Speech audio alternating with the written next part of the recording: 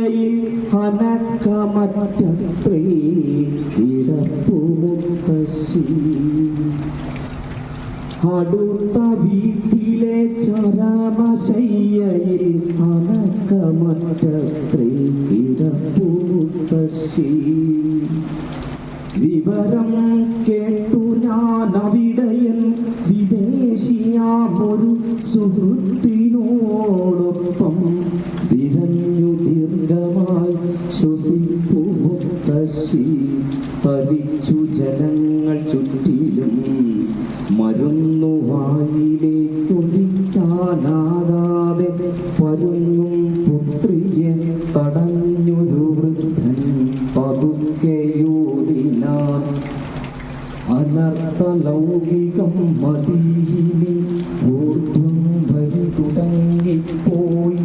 അവിടയെപ്പോഴു തനിലർക്കുകളിൽ അകാലതാവിശ്രം ഭയമിയറ്റവേ. തല നരച്ചൊരു മറ്റൊരു വയോവൃദ്ധ നിലവിളക്കിൻ്റെ അരികിൽ വന്നിരുന്നൊരു ജീർണഗ്രന്ഥം പകുത്തു ചിരപരിചിത കവിത പാടുവാൻ തുടങ്ങി. മെല്ലവേ ഇരുളകലുന്നു, തുടുവെളിച്ചത്തിൻ തളിരിളകുന്നു. അരിയ കർപ്പൂര പുകച്ചുരുൾ പോലുണ്ടൊരു തീരം മച്ചിൽ പറന്നു പാടുന്നു.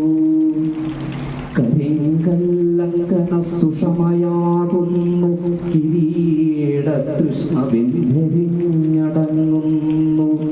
നിശാചരഗ്രസ്തം നരത്വം മുക്തിതം പ്രശാന്തി മന്ത്രമായി മൃതിയെ വെല്ലുന്നു.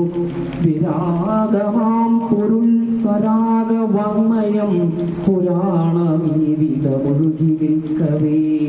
നിറഞ്ഞ ചിദ്രശമകണം മുഖമനന്ധതയിൽ ചേർന്നലിഞ്ഞു മുത്തശ്ശി.